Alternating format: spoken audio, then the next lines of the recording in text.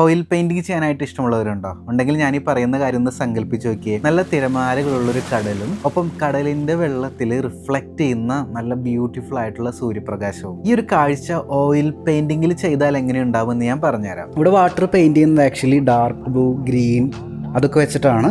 അപ്പോൾ ഒരു വാട്ടറിന്റെ ഫ്ലോ ഒക്കെ ഞാൻ നല്ല രീതിയിൽ ശ്രദ്ധിച്ചിട്ടാണ് ഓരോ വേവ്സ് ഞാൻ നോക്കിയിട്ടാണ് കളർ ചെയ്യുന്നത്.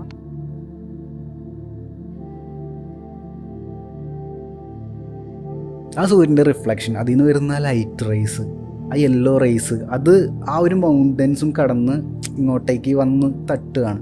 ആ മൗണ്ടൻസിലേക്ക് അത് അടിക്കുന്ന സമയത്ത് അതിൻ്റെ റിഫ്ലക്ഷൻ വരുന്നുണ്ട്.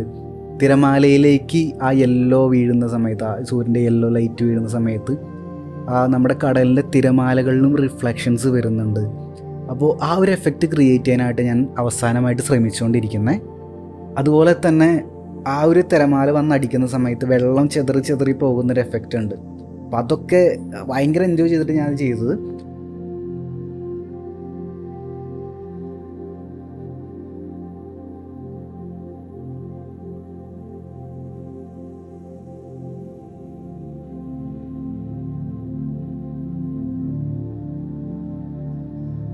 ഓയിൽ പെയിൻറ്റിങ് ഫിനിഷ് ചെയ്യുന്ന സ്റ്റെപ്സ് നിങ്ങൾക്ക് ഇവിടെ കാണാനായിട്ട് സാധിക്കും.